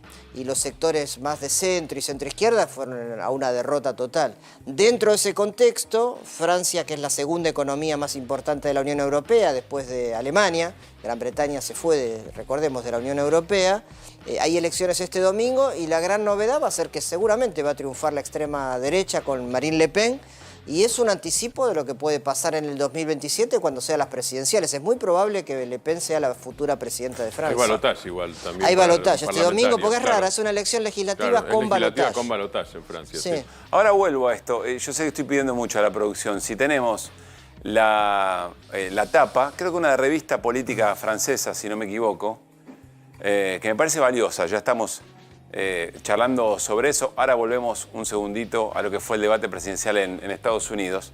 que me parece muy interesante respecto de lo que está diciendo Néstor sobre los desafíos, incluso hasta de la centroderecha, en Europa y en Francia en particular, el propio Macron, para tratar de contener el avance de la ultraderecha, algo que está observando el presidente Javier Milei muy en detalle en las recorridas por el mundo, tratando de sacar chapa de ultraliberal y de anarcocapitalista. Ustedes me dicen si tenemos la posibilidad de esa placa, que me parece importante, por las elecciones que efectivamente se van a hacer. Bueno, esto es lo que les comentaba antes. Miren, vuelvo un segundito a Estados Unidos. Demócratas están asustadísimos por el debate, por la performance de Biden en el debate. Biden is toast, ¿cómo es? En el horno. Eso diría yo, esa es mi traducción por lo menos, está en el horno. Bueno, si podemos volvemos después a lo de Francia, no sean. Ahora, aquí lo copió a Néstor Restivo, ¿eh? Sí. Porque dice que una fuente importante, no lo cita, del Partido Demócrata, dijo convención abierta, que es lo que decía Restivo antes. Es que no hay un mecanismo preestablecido. Entonces, si él se baja, habrá que ver si la presión es tanta que se va a tener que bajar o no, no lo sabemos. En esa convención van a ciegas, van a ver quién junta más delegados para ser nominado. Ya cerrando, ¿y a Milei qué le conviene? ¿Trump o Biden? Bueno, Milei tiene sus relaciones con Elon Musk, con el poder más de tipo empresarial corporativo, ¿no? Pero sin duda las simpatías son más con la derecha de Trump. No veo que Trump, que Milei con Biden tenga nada, excepto la relación argentina con el FMI. Pero cualquiera sea el gobierno estadounidense que venga, siempre va a tener presión sobre el Fondo Monetario. O sea, no es que es Biden sí y Trump no. Me parece que más le conviene Trump. Néstor, gracias por haber venido. De nada. Vamos a recuperar nuestras voces de la semana, 10 de la noche y 17 minutos. Ya estamos bastante dentro de la segunda hora de QR. Ustedes saben, viernes por la noche. Revisamos lo que nos dejó esta semana en las voces. Dale. En total apoyo al no cierre de Radio Nacional, que es un medio re importante en toda la zona. ¡Viva la gran nación argentina! ¡Viva su presidente Javier Milei! El señor Sánchez, que evidentemente, digamos, a pesar de haber estudiado economía, o no entendió, o digamos, le gusta mucho el Estado para llevarse puestos a los españoles. Yo digo que Aerolíneas preste un servicio malo, lo que pasa es que presta un servicio que es muy costoso para el Estado argentino, ¿no? Que los resultados se están consiguiendo por el esfuerzo que está haciendo toda la gente y por la convicción que tiene este presidente en un modelo que va a cambiar el país. El sector atraviesa una gravísima situación económica, producto de la paralización total, salvo alguna excepción, de la obra pública nacional. Eu não conversei com o presidente da Argentina, porque eu acho que ele tem que pedir desculpas ao Brasil e a mim. Ele falou muita bobagem. Y el ejército, las Fuerzas Armadas tienen la misión de hacer respetar, de cumplir la constitución política del Estado. Ese señor no puede volver a ser más presidente de este país. Nuestro bloque acompaña a Cristina Fernández de Kirchner en el inicio del juicio oral. Le bajás impuestos a menos del 5% del sector más rico de la Argentina. El 80% de lo que recauda de bienes personales lo paga gente que tiene patrimonio de más de $1 millón. Si quieren hacer esto, van a contar con nuestro acompañamiento. Por eso le pido al presidente de la República que mida sus palabras y este cuerpo que se deje de tomar en joda lo que se dice en los medios de comunicación y lo que dicen las autoridades. Nosotros, cuando hablamos de este tipo de delito, hablamos de una organización. Acá hay un hecho que realmente es grave y es que están generando un tributo con el voto de una sola Cámara, porque está rechazado el tema del impuesto a las ganancias. Una cosa es su gobierno, otra cosa él personalmente. Él personalmente del 1 al 10, 10. Se cierra la votación. 147 votos afirmativos, 107 votos negativos y 2 abstenciones. Resulta afirmativo. Se comunicará al Poder Ejecutivo. La semana que viene ya hacemos el nombramiento del doctor Sturzenegger. Vamos a sacar lo que él llama la ley de hojarascas, que son un conjunto de regulaciones que entorpecen el funcionamiento del sistema económico. Bien, allí las voces de la semana. Podríamos incluir, fue hace un rato, por supuesto, la palabra del ministro de Economía y su conferencia de prensa.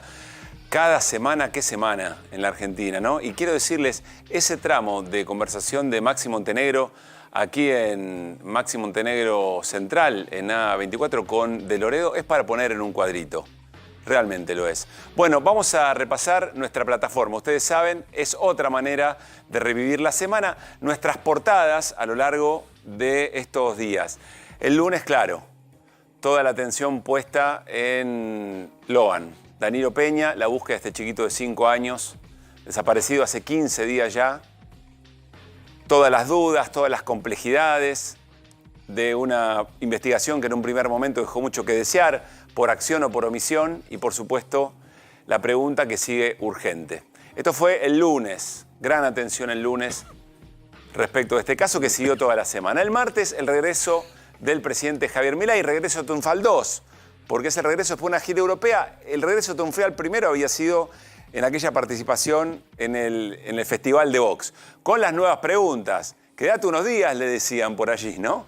Más te vas, más gobierna Milei. Gracias por visitar nuestro país. Sin ley de base, finalmente es con.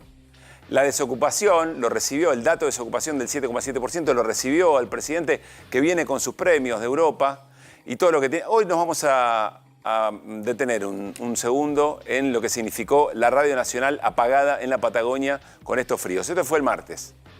Nos vamos al miércoles. Y el miércoles recién escuchamos los testimonios del general golpista Zúñiga, golpe de Estado en Bolivia, con muchas cosas para detenerse sobre el componente de interna muy fuerte entre Luis Arce, presidente, y Evo Morales, expresidente, pero un general que con una tanqueta volteó la puerta de entrada de la Casa de Gobierno, del Palacio Quemado, y por supuesto nos generó un corte de respiración, podríamos decir, en toda la región. Y el mismo miércoles también tuvimos al Congreso ya empezando a sesionar por la ley base del paquete fiscal. Base de lanzamiento fue nuestra portada. La pregunta es: ¿lanzamiento hacia dónde o lanzamiento hacia qué? Una pregunta que sigue vigente. Todo esto el miércoles, en una jornada muy pero muy intensa también. Nos vamos al jueves.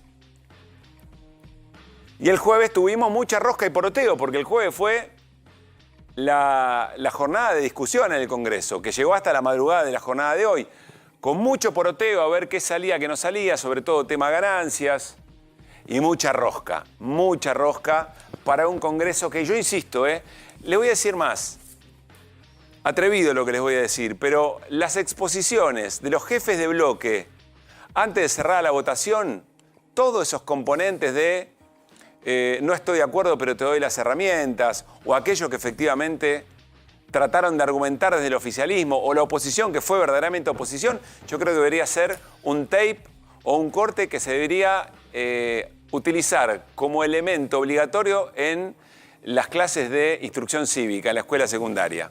Me parece que es un espectáculo. Bueno, y nos vamos a la del viernes, y esta portada de hoy nos va a acompañar durante mucho tiempo. Prestémosle un poco de atención. Un juego muy conocido, el de los bloques que se derriban, que si saco algo, se cae todo, que conforman la palabra Estado. Sobre el Estado, una enorme cantidad de cosas. Lo administrativo y económico, el transporte, la salud pública, la escuela, los alimentos. Cuando se derriba el Estado, cuando se saca el Estado del funcionamiento de una dinámica, un Estado que probablemente ya venía funcionando mal, que necesitaba ser más eficiente, que necesitaba demostrarle a argentinos y argentinas que su presencia era muy importante para acceder a una vida cotidiana digna. Con todo ese debe arrancar al Estado de la escena. El topo que viene a destruir al Estado genera un temblor o directamente una destrucción de todos estos elementos que están sostenidos en un Estado. Y miren por detrás la imagen de la propia definición del presidente, del topo que vino desde adentro a destruir al Estado. Esto nos va a acompañar durante mucho tiempo. Vamos a estar discutiendo y preguntándonos durante mucho tiempo en estos meses qué impacto tendrá en la vida cotidiana, en el andar cotidiano de un país que efectivamente al Estado no se lo modifique para que funcione mejor, no se lo haga más eficiente, sino directamente que se lo destruya, que se lo arranque de la dinámica de todos los días. Nos vamos a la tanda en QR hasta las 11, todavía hay mucho más. A ver, Fer, recién adelantamos la pregunta. Sale el RIGI, sale la ILBase, bueno, sale el blanqueo. ¿Qué respondió el dólar? ¿Qué respondió el mercado? ¿Cómo están los bonos en cómo cierran el viernes, la semana? Bueno, no hubo ni un chispazo para arriba diciendo, che, mirá, todos esperaban, es divertido siempre leer las noticias del día anterior, diciendo los mercados esperan una suba de las acciones argentinas. Bueno, los ADRs argentinos que cotizan en Nueva York, sí. YPF 290 abajo, Galicia 341, Central Puerto menos 4,2, Pampa Energía 3% abajo, Telecom 3% abajo. Bajaron las acciones argentinas en Nueva York. Los bonos argentinos perdieron entre 1,5 y 2%. Los bonos que están por pagar encima, porque todos esperaban, los que especulan con los bonos, decir, che, bueno, pagan el 9 de julio, te faltan 2 días y cobras el cupón, quédate adentro. Bien, pero no hubo uno nuevo que diga, quiero comprar hoy. Sí. ¿Se entiende? Entonces, el dólar tuvo una leve suba y el mercado estuvo Perdón, ¿qué dólar? ¿El paralelo?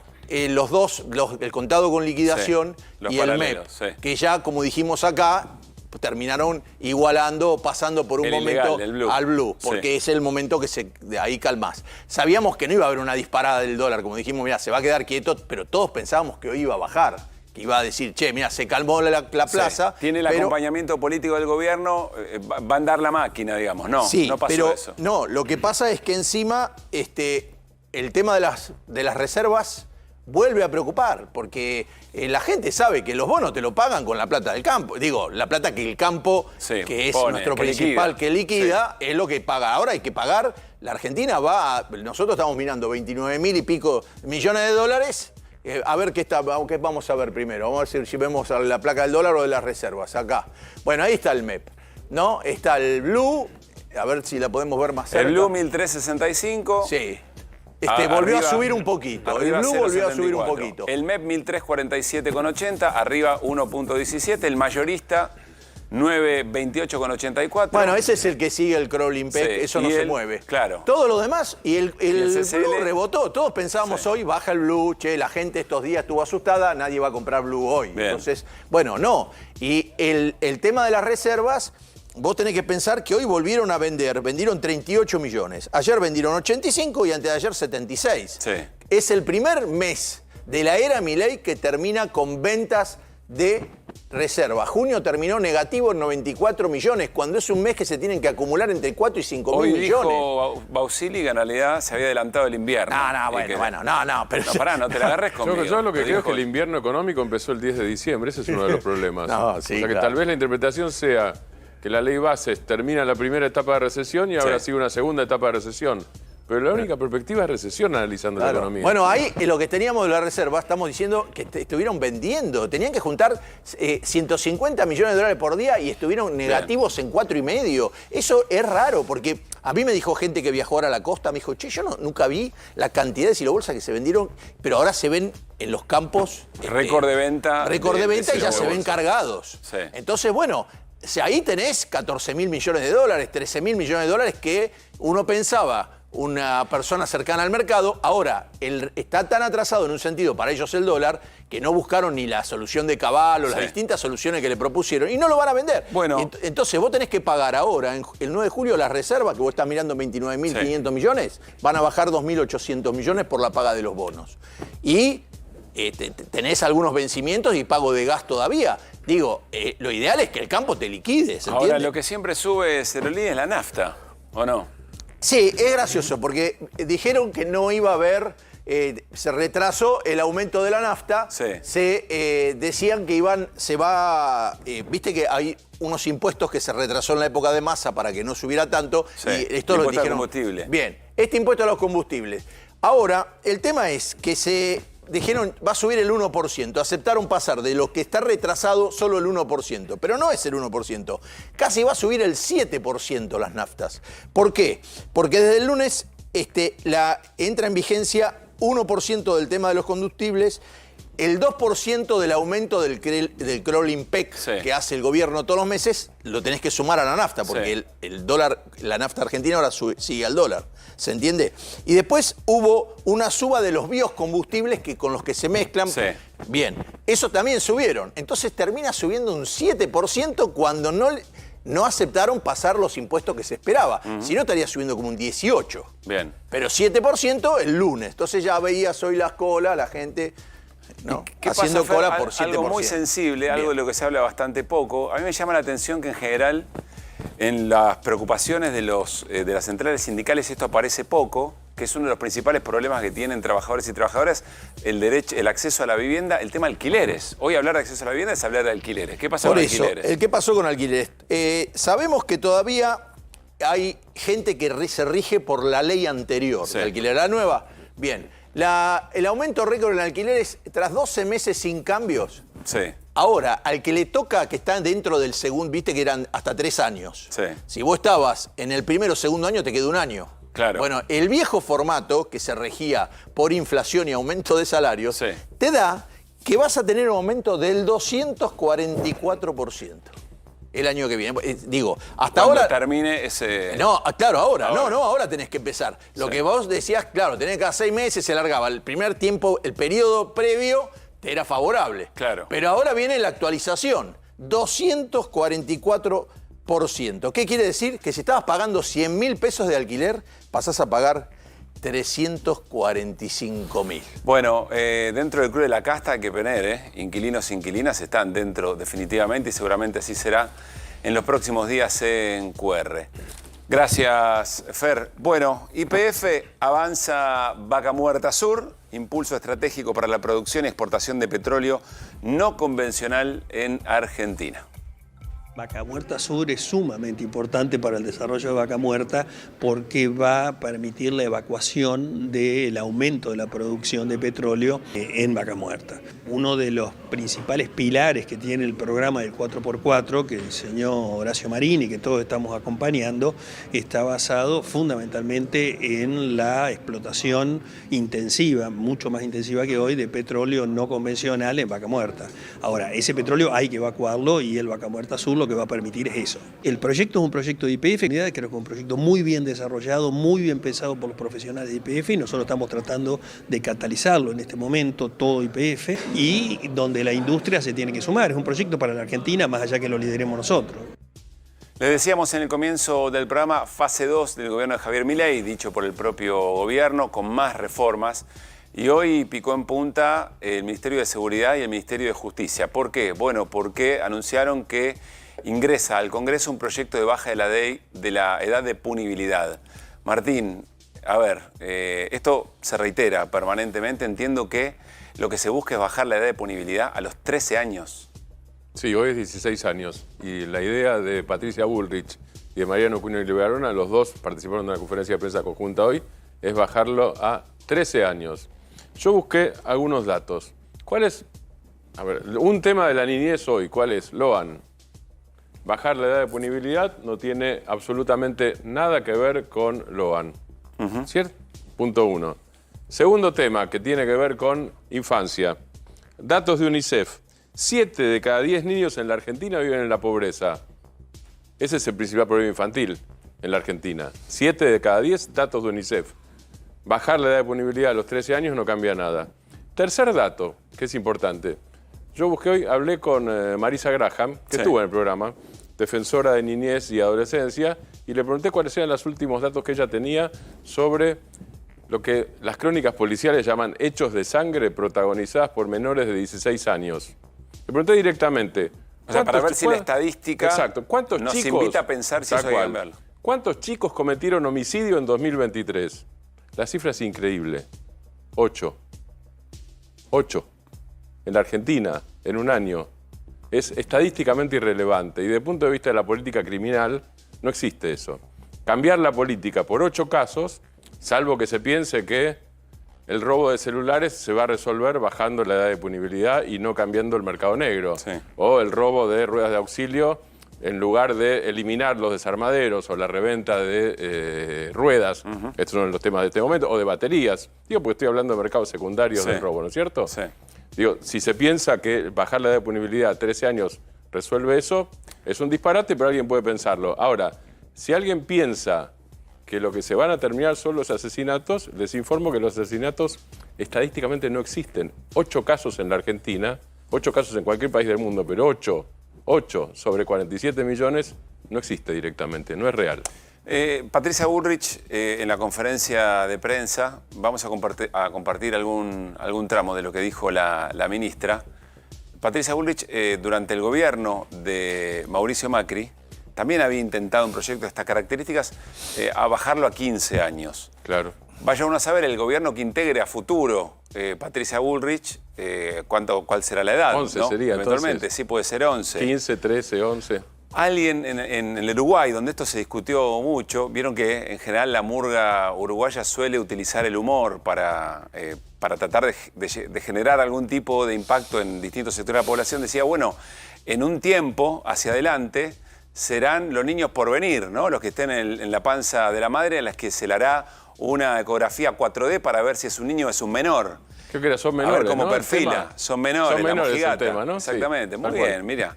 Tenemos gustos compartidos. Bueno, esta discusión va a seguir, este debate va a continuar y va a estar muy presente también en QR, pero yo insisto con esto, tiene que ver quizá con un envalentonamiento del Estado, digo bien, viernes por la noche ya es muy tarde, con reformas del gobierno que va a impulsar al calor de haber obtenido probablemente esta victoria en el Congreso Nacional. Veremos cómo sigue el tema.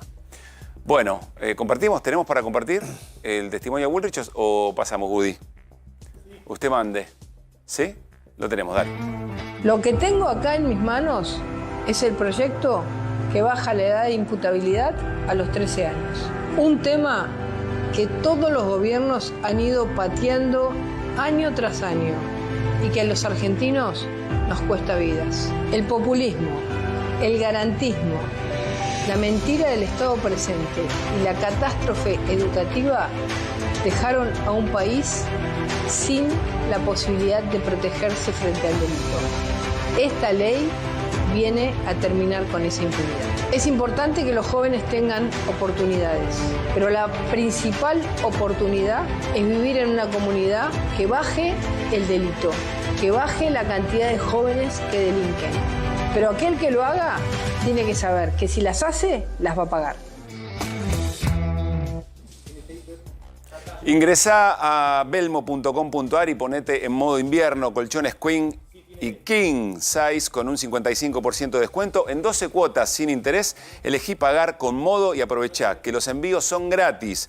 Despertá con energía en un Belmo. Bueno, muy bien. Quiero compartir con ustedes algo que fue noticia la semana pasada, pero estamos en una semana muy fría en toda la Argentina, sobre todo en la Patagonia. Se vienen los días más fríos, de hecho. Si esta semana fue fría, hoy mismo, mañana, sábado y domingo van a ser muy, pero muy fríos. Una noticia que quizá pasó un tanto inadvertida, pero que es muy importante resaltar. Y tiene que ver con el rol de Radio Nacional en el mensaje a los pobladores en esas localidades de nuestra Patagonia, sobre todo localidades cordilleranas, donde el aviso que se da en nuestra Radio Nacional es muy importante para saber qué cosas hay que tener en cuenta, situaciones a advertir o eventualmente problemas que se pueden evitar. Este fin de semana, nuevamente Radio Nacional, que como ustedes saben, a partir del desmantelamiento de los medios públicos, tiene en Radio Nacional el hecho de que no hay transmisión en vivo desde programación local y toma lo que efectivamente se genera en la ciudad de Buenos Aires, va a volver a generar esta situación. Nuestros amigos y amigas de Indisciplinados generaron una pieza para tratar de llamarnos la atención sobre este tema más amplia, en general sobre la posibilidad de desconexión de distintas regiones de nuestro país, en este caso del sur de nuestro país. La televisión pública, el correo argentino, pero puntualmente nosotros tomamos este extracto que da cuenta de los problemas que se generan cuando vos sacás a Radio Nacional de una de sus funciones más elementales, el mensaje al poblador. Se comunica a la señora Lorena Morales que mañana tiene turno para control. Estela le explica a sus padres que Marcelo llega mañana a Esquel. Aquí todos bien y firma Estela Solís. La cirugía salió con éxito. Todo bien. Abuelo, cuídate. Soy Celeste. Despidieron al único trabajador del correo argentino en Hualjaina. Una gran cantidad de vecinos se acercó a despedir al cartero del pueblo. Para La Rinconada, Pablo le hace saber a su mamá que está en Esquel, se encuentra bien. 9 a 12 se realizará la segunda dosis de vacuna contra el COVID-19. El correo ya lo hicieron y Radio Nacional están pretendiendo hacerla. En esta parte donde estamos es rara la parte que vos tengas señal de teléfono.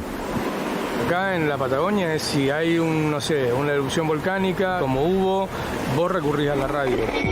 Se vivió esta situación con las intensas nevadas, bastante compleja para quienes venían viajando y que quedaron varados en este lugar y tuvieron que pasar la noche. Imagínate esta situación sin Radio Nacional. Para una institución como una escuela, mandar un mensaje un día domingo avisando que se rompió el motor de la escuela, que no hay clase, esos chicos no caminan 5 o 6 kilómetros para llegar a la escuela en tiempo de invierno y se quedan en la casa calentitos. Mi padre salía a trabajar, que nosotros éramos muy pequeños, pasó a hacer la radio como una madre, si se quiere. A veces hasta 3 meses solo sabíamos estar. Y sin esa radio, o sea, nosotros lo quedaremos aislados. Guayquimil, que llame a los familiares de Rosario Guayquimil, de Brasil, su estado de salud. Sierra Colorada, Gracias a Indisciplinados con un agregado. Los trabajadores y las trabajadoras de Radio Nacional en la Patagonia, con mucho temor a expresar la importancia y los riesgos de todo esto. ¿Por qué? Bueno, porque por supuesto siguen siendo trabajadores y tienen miedos de ser castigados, de ser echados eventualmente. Nos vamos, así cerramos QR en la jornada de hoy. Nos reencontramos el próximo lunes a las 9 de la noche. Quédense en A24 y buen fin de semana.